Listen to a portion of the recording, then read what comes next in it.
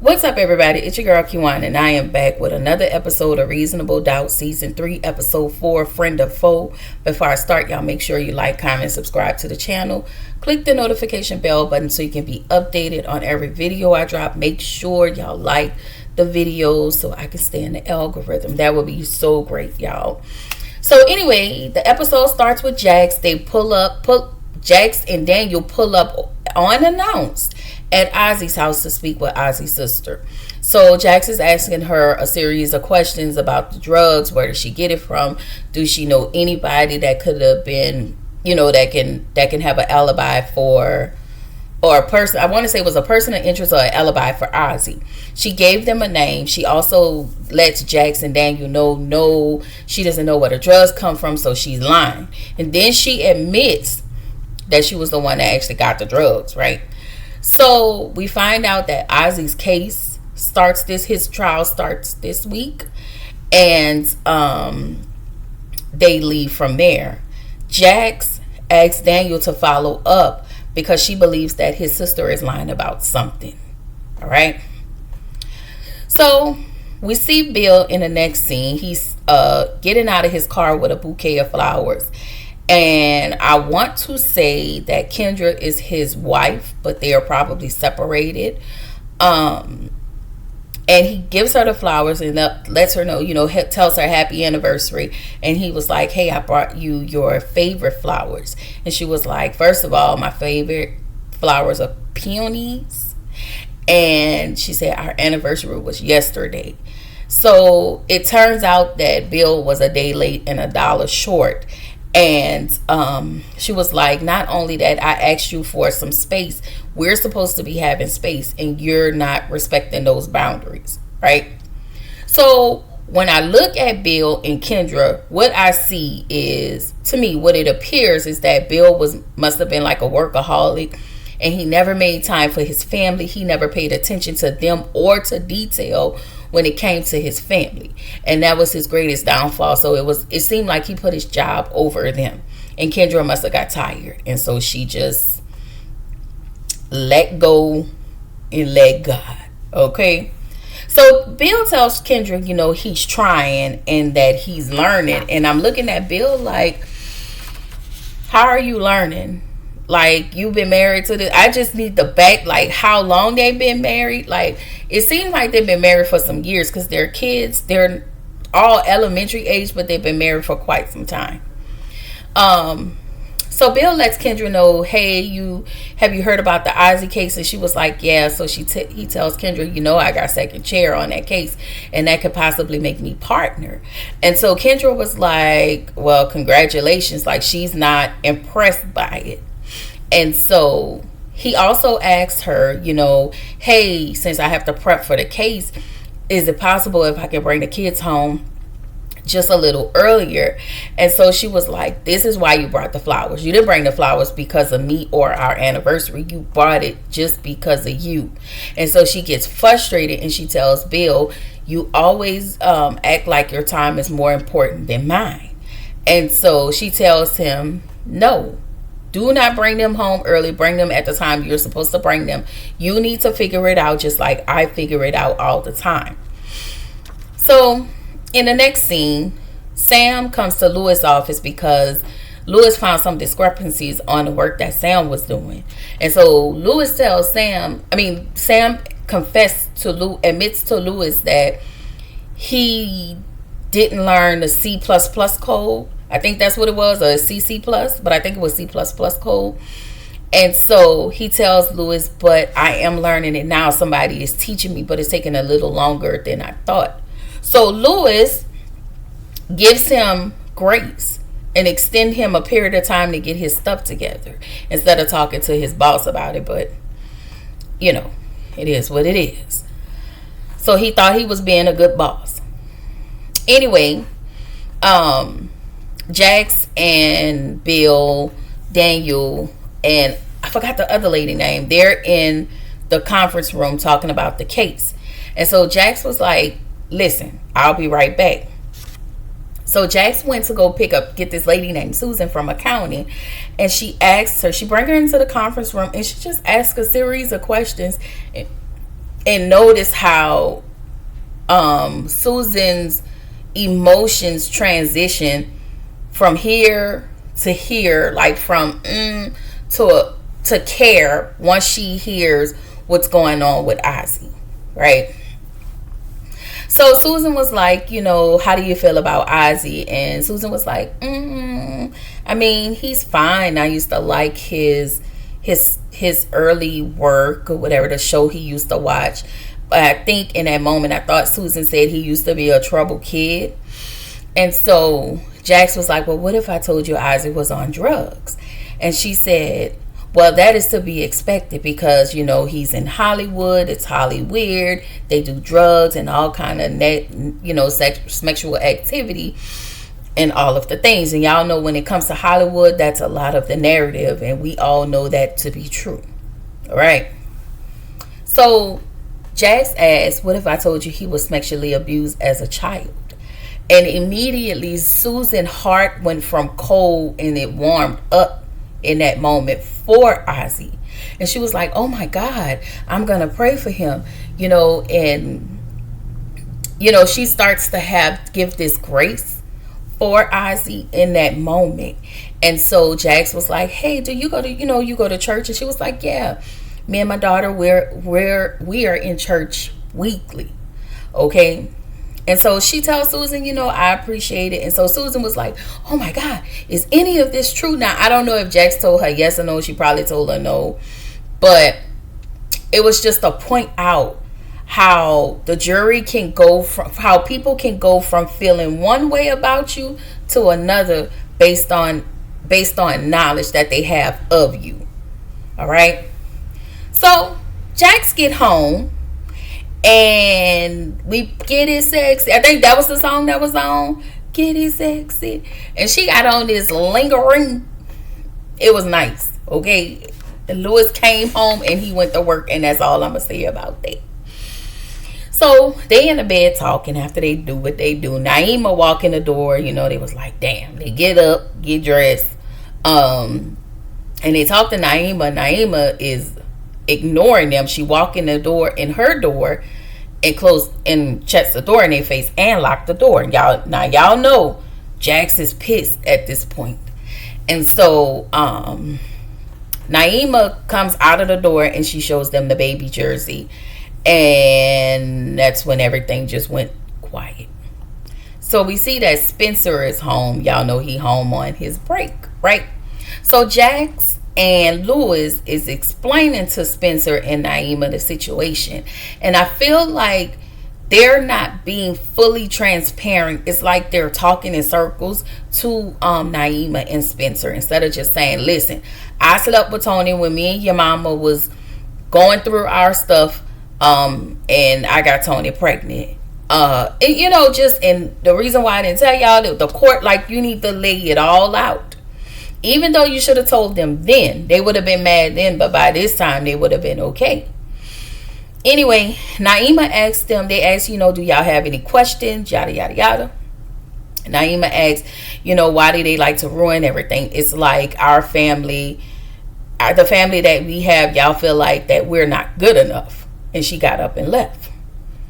So they let that, they'll figure that out. So in the next scene, Jax is talking to Ozzy and telling Ozzy, hey, you have to talk about your sexual abuse, right? She tells him, before the abuse goes public, you need to tell your parents. Now, looking at his parents, I thought that they knew, but just didn't do nothing about it. But we'll see when we get there, right? So we get to the jury selection, and Jax, and I want to say the I forget that guy's name, but they asked, for a show of hands, which one of your, family, if you had family members that were victims of crime, or any you serial TV watchers, are there any mothers in here, or is there anyone that attends church regularly? And so the people was raising their hand. And so Chad is his name. Jax noticed that Chad is playing his own jury game by letting all the black men go. She tells Bill their strongest jury at this moment is compassionate women. And that was well played. So we get to the next scene, and we haven't seen Jax, Chanel, Autumn, or Sally together since I want to say sometime in season 2 or even season 1, because y'all know Chanel was in that legal trouble last season, right? So they finally hang out. We find out that Autumn is pregnant. I didn't even know Autumn wanted kids, but maybe that's something I may have overlooked watching season 1 and 2. Jax tell the ladies about, the kids are still pissed off at her and Lewis. She says she's now questioning how Naima is possibly looking at her as a mom, as a wife, and as a woman to be able to be with a man and accept him after what he did. So the ladies go to the bathroom, and when I say ladies, I mean Chanel and Autumn. They go to the bathroom. So Sally let Jax know that she's still sleeping with Chris. And y'all know Chris is her ex-husband. And y'all remember they got the divorce because Sally put up she put up the house after Chris asked her not to, for Chanel's bail hearing or whatever. And so she doesn't want Chanel or Autumn to know, because as far as everybody know, Sally is divorcing. And it's just this energy that Sally seemed to have. It's like, I don't know. It just, she just have this energy, like this angry type of energy. And not like in an angry black woman thing, but just, it's not as pleasant as we seen her in the last 2 seasons. But I guess when you in the thick of it, hey, your personality gonna come out regardless. Like, it's gonna be what it's gonna be. So I get it. So Jax asks Sally if she know if Chris is the only, if Chris is sleeping with other women. And so she gets mad. Like, she really gets mad at Jax. And she tells her, you and Lewis ain't the only ones that can be happy. And she said, she tells Jax that she's a hater. And I think Jax in that moment was trying to help. I just don't think Jax was on some malicious type stuff. And I think she really just wanted Sally to be careful. Like, even in this space, and I think she even came from the space where her and Lewis, because they was getting ready to get a divorce, but they had to get their ish together, right? I think she was trying to help Sally. I think Sally just was very defensive and triggered, because I really think that she does not want to divorce Chris, but she is mad because he is going through with this divorce and she don't have a choice. So over at Ozzy's house, the parentals came over, and Ozzy lets them know that he was sexually abused on the set of My Cousins and Me. It's giving a little Nickelodeon, okay? If you have not watched that, you probably should watch that docuseries. So we find out that his mom and dad had no idea any of this was happening, and so I was wrong. So they thanks Ozzy for sharing, and they apologize to Ozzy. They also ask Ozzy by who. Now, he don't want to disclose that information, and so Jax let them know the fact that he told y'all is a lot. So asking him who, you're gonna have to let him basically get around to it, or if he doesn't tell you, you gotta be okay with that. All right. So Ozzy was like, I didn't think y'all was gonna believe me if I would have told y'all long ago. And so his dad reassured him, listen, we were gonna believe you no matter when you decided to tell us. All right. So over at Jack's house, Pauletta is doing a TikTok with Naima. Now, Pauletta is babysitting. I don't understand why she babysitting, especially since Spencer is there. And I want to say Spencer is a senior in high school. But I guess since Naima was grounded, I guess that's why they got Pauletta over there. Y'all, I don't. Mama Lou is her name on here. I gotta stop calling that lady Pauletta. Anyway, the doorbell rings and Mama Lou answers the door because she thought it was the food. Well, it was Eddie raggedy ass and his entitlement and his damn audacity wanting to meet the kids. Did you discuss that with them?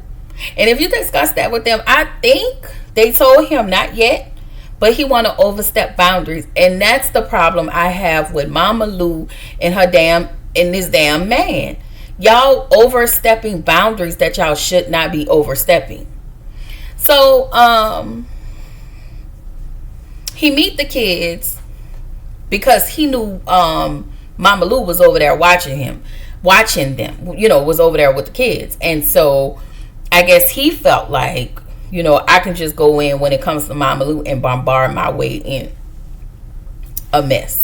So he walks in a house. She didn't tell him to come in. He just felt like he had the right, and again, the damn audacity to walk in this lady's house. And he tells them, oh, y'all don't speak. Nigga, they don't even know you. First of all, why are you here? Is you okay? Okay, are you okay? You walked in these people's house. Baby, when I tell you the audacity will have y'all doing the entire damn most. I just needed to say that. So they tell him, oh, you the one who walked away from our mom. You just up and left her. And so Eddie explained, hey, I was a drug addict. And, he explains his whole case. So Spencer is looking at him like, I don't trust him. I don't know. And so he sees Naima. He asked them what were they doing. Naima was like, oh, we're doing a TikTok dance. And so he wants in on a TikTok dance. So Spencer is just looking at Eddie, with the side eye. And so he asked them, where's their mom and dad? And Naima, when I tell you, I'd have bat the piss out of Naima, but you can't, whatever. She said, well, we don't know and we don't care. No, he asked, where were they and when would they come home? Naima said, well, I don't know and I don't care. Girl, whatever. I get that you mad, but okay. So he was like, Spencer was like, well, you don't want to know, we can't, we don't really want to know what's going on. So he told them, if I tell y'all what's going on, if I have it right, I'll pay y'all. So that's how he got the tea to throw back in Lewis's face, right? So back at Lewis's job, Sam, we find out Sam does not disclose that he had a non-compete clause. And then he takes this moment to throw Lewis under the bus. And I was like, oh, wow.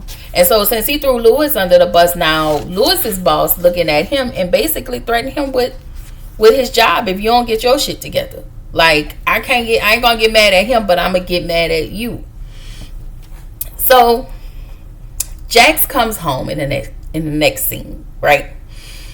And so Mama Lou's sleeping on the couch. She get up, she asked her, hey, have you talked to your dad? She was like, yeah, he called, but I'll call him back when I call him back. And so Mama Lou wants Jax to call her dad. And again, you're not respecting this lady boundaries. And she says she's not ready. She'll call him when she call him. And you being pushy just like her dad. I think people, most of the time, you have parents that feel like because I am a parent that I don't have to respect your boundaries. That's not how that works. And then you did not disclose to them, to Jax, that this man came to Jax's house, again, unannounced, after she asked him not to. Pissed me off. Anyway, Kristen and Daniel are at the house sitting real close on the couch, and Ozzy, they sitting there talking about Ozzy. Ozzy walked up. I don't know if he heard them, but he may have heard them. At this point, Kendra has told Daniel that Ozzy has diary that he writes in his journal. And y'all know Daniel got this in the back of his mind. Okay, his wheels are churning. So Ozzy comes up and tells Daniel, "Oh, you need to leave."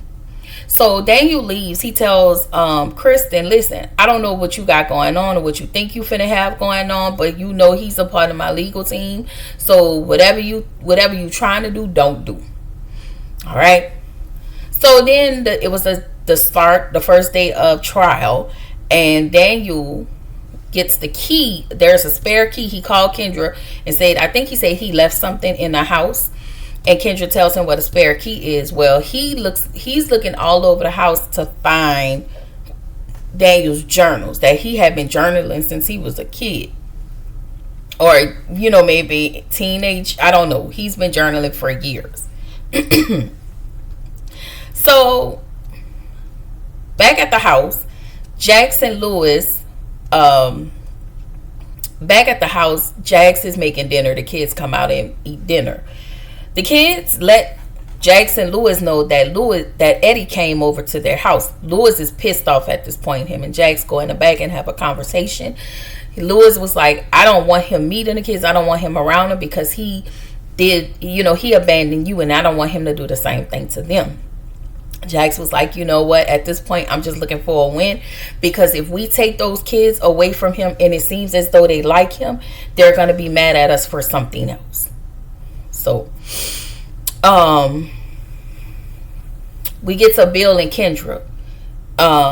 He's doing his duties. It looks like Bill is tightening up. He's trying to prove to Kendra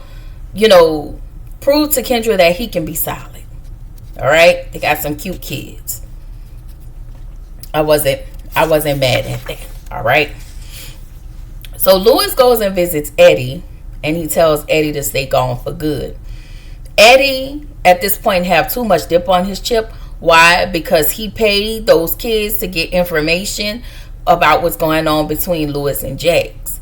And they have a real heated, heavy word exchange. And they even threaten each other, and so Lewis leave. Well, before he left, he told him, what kind of man, he knew about the season 1 with Prison Babe. He knew about Tony and the baby and all of the things. So he threw all of that in Lewis's face, and Lewis, threw his drug addiction in his face. It's crazy. So Jax gets a call from Daniel, and he found something in the diary and he read it. Now, as he's reading it, we go over to Daniel, where there's this red light special going on in his house, and some drug usage. Looked like weed. He got weed in his little weed pipe. I don't know what they call it. Bong. Okay, in the bong. And we find out that it was Monica, his entertainment attorney that he's been sleeping with since he was 13. I was like, well, my God, today. But I will say this is where the episode ended. I figured that Monica was the person because he didn't want to say who. Like, I wouldn't have never thought when we watched episode 1. But knowing this, that's a lot. It's like the scenes are progressing, like, and they're progressing fast, and we're only in episode 4. So yeah, y'all, this is crazy work. This is crazy work. If y'all have not, make sure y'all like, comment, and subscribe to my channel, and I will see y'all in the next one.